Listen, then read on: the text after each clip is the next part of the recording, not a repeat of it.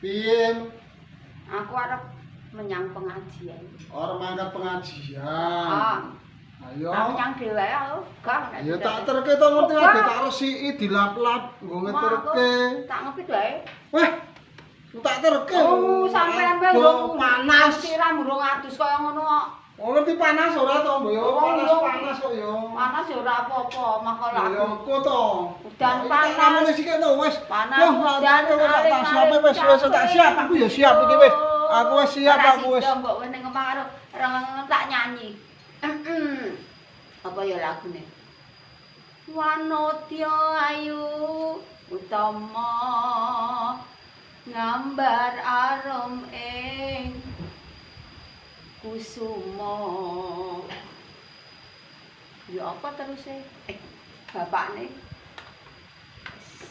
asah menyang dhewe niat ora adus-adus kok. Ketuwingi wis dijak arep muni pengajian-pengajian Pak Yaya kok marangan.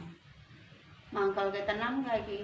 Ki urung persiapan, urung apa-apa ngono kuwi wis menyang dhewe wae, menyang pokoke menyang dhewe. Ngopo? Aku ngono ngene kok yo. Piye iki? Ora. Lah aku wis rampung, lagi mau tak racing iki. Tak siapke mobile wis. Mobil aku tak ngepet wae ati ya aku lagi ditelke. Tani sik to ora cucu tani.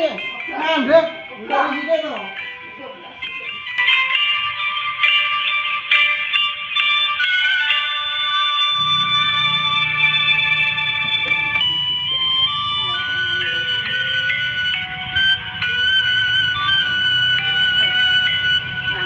Barake mangkel senengane olah nang kok ngintil aku karep mampir ning ngene si Yandong Wakti apa wis ada ayam